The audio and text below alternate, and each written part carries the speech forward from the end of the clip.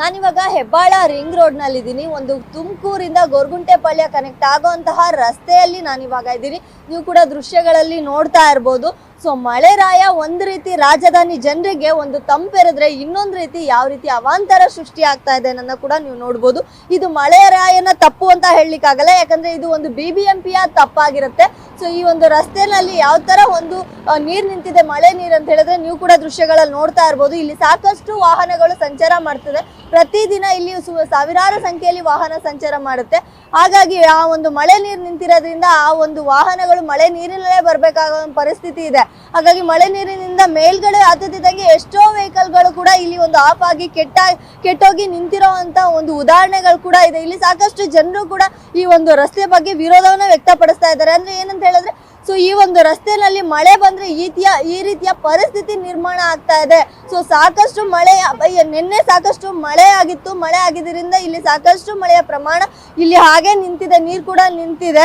So ಇಲ್ಲಿ ಒಂದು ನೀರ್ನ ಇಲ್ಲಿ ಕ್ಲೀನ್ ಮಾಡುವಂತ ಕೆಲಸ ಕೂಡ ಮಾಡ್ತಾ ಇದ್ದಾರೆ. ನೀವು ಕೂಡ ನೋಡ್ತಾ ಇರ್ಬೋದು. ಎಷ್ಟು ದಿನ ಅಂತ ಇದೇ ರೀತಿ ಕೆಲಸ ಅವರು ಕೂಡ ಮಾಡೋದಿಕ್ಕಾಗತ್ತಲ್ವಾ? ಇದಕ್ಕೇನಾದ್ರು ಶಾಶ್ವತವಾಗಿ BBMP ಒಂದು ಪರಿಹಾರವನ್ನ ಕಂಡ್ಕೋಬೇಕಾಗಿತ್ತು. ಸೊ ನೀವು ದೃಶ್ಯಗಳಲ್ಲಿ ನೋಡ್ತಾ ಇರ್ಬೋದು.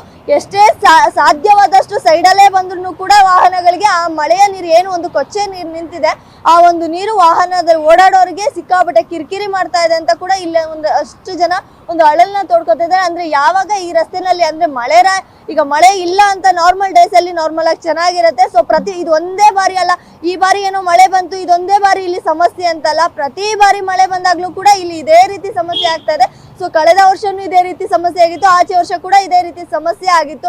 ಆದ್ರೂ ಕೂಡ ಇಲ್ಲಿ ಯಾವುದೇ ರೀತಿಯ ಒಂದು ಕಾಮಗಾರಿನ ಕೈಗೊಂಡಿಲ್ಲ. ಯಾವುದೇ ರೀತಿಯ ಇಲ್ಲಿ ಒಂದು ಈ ತರ ಮಳೆ ನಿಲ್ತಾ ಇರೋದಕ್ಕೆ ಒಂದೇನಾದ್ರು ಬದಲಾವಣೆ ಮಾಡ್ಬೋದಾ? ಇಲ್ಲಿ ಮಳೆ ನಿಲ್ತಾ ಇರೋದನ್ನ ಏನಾದ್ರು ಇಲ್ಲಿಯ ಜನರಿಗೆ ತೊಂದರೆ ಆಗದೆ ಇರೋ ರೀತಿ ಏನಾದ್ರು ಮಾಡ್ಬೋದಾ ಅಂತ BBMP ಕೂಡ ಒಂದು ಕ್ರಮ ಕೈಗೊಳ್ಬೇಕಾಗಿತ್ತು. ಆದ್ರೆ BBMP ಯಾವುದೇ ರೀತಿಯ ಕ್ರಮ ಕೈಗೊಂಡಿಲ್ಲ.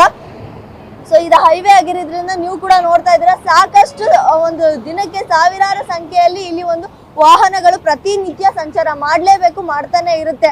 ಆದ್ರೆ ಈ ಮಳೆ ನೀರು ಇರೋದ್ರಿಂದ ಜನಗಳಿಗೆ ಆದಷ್ಟು ಕಿರಿಕಿರಿ ಆಗ್ತಾ ಇದೆ. ಯಾವಾಗ ಈ ಒಂದು ಮಳೆ ನೀರು ಇಲ್ಲಿ ನಿಂತ್ಕೊಳ್ಳುತ್ತೆ, ಇದು ಮುಕ್ತಿ ಯಾವಾಗ ಅನ್ನೋದು. ಇನ್ನೊಂದು ಕಡೆ ಏನಂತ ಹೇಳಿದ್ರೆ, ಮಳೆ ನೀರು ಯಾವ ಕಡೆಗೂ ಹರಿತಾ ಇಲ್ಲ, ಹಾಗೆ ನಿಂತಿರೋದ್ರಿಂದ ಅದು ಕೊಚ್ಚೆ ನೀರಾಗಿ ಪರಿವರ್ತನೆ ಆಗ್ತಾ ಇದೆ. ಸೊ ಅದರಿಂದ ಸೊಳ್ಳೆಗಳು ಬರೋದು, ಮತ್ತೆ ಇಲ್ಲಿ ಕಾಲ್ನಡಿಗೆಯಲ್ಲಿ ಓಡಾಡುವಂತ ಜನರಿಗೂ ಕೂಡ ಆ ಒಂದು ಸೊಳ್ಳೆ ಕಡಿತದಿಂದನೂ ಕೂಡ ಒಂಥರ ಕಿರಿಕಿರಿ ಆಗ್ತಾ ಇದೆ. ಸೊ ಯಾವಾಗ ನಮ್ಗೆ ಮುಕ್ತಿ, ಯಾವಾಗ BBMP ಎಚ್ಚೆತ್ಕೊಳ್ಳುತ್ತೆ? ಯಾಕಂದ್ರೆ BBMP ಹೇಳಿತ್ತು ಮಳೆಗಿನ್ನ ಮುಂಚೆ ನಾವು ಎಚ್ಚೆತ್ಕೊಂತೀವಿ, ಎಲ್ಲೆಲ್ಲಿ ಈ ತರ ಒಂದು ಪ್ರದೇಶಗಳಿದೆ ಸೊ ಅಲ್ಲೆಲ್ಲ ನಾವು ಕ್ರಮ ಕೈಗೊಳ್ತೀವಿ, ಮತ್ತೆ ಝೋನಲ್ ಕಮಿಷನರ್ಗಳಿಗೆ ನಾವು ತಿಳಿಸ್ತೀವಿ ಅಂತ ಹೇಳಿದ್ರು. ಆದ್ರೆ ಇಲ್ಲಿ ಪ್ರತಿ ವರ್ಷ ಇದೇ ರೀತಿ ಕಂಡು ಬಂದ್ರು ಕೂಡ ಹಾಗಿದ್ರೆ BBMPಗೆ ಇಲ್ಲಿ ಕಂಡು ಬರ್ತಾ ಇಲ್ವಾ? ಹಾಗಿದ್ರೆ ಗಾಢ ನಿದ್ರೆಯಲ್ಲಿ ಏನಾದ್ರು BBMP ಹೋಗಿದ್ಯಾ ಅನ್ನೋದು ಕೂಡ ಜನರಲ್ಲಿ ಒಂದು ಪ್ರಶ್ನೆ ಆಗಿ ಮೂಡ್ತಾ ಇದೆ ಅಂತಾನೆ ಹೇಳ್ಬೋದು. ಕ್ಯಾಮ್ರಾ ಪರ್ಸನ್ ರುದ್ರೇಶ್ ಜೊತೆ ಪಲ್ಲವಿ, News1 ಕರ್ನಾಟಕ, ಬೆಂಗಳೂರು.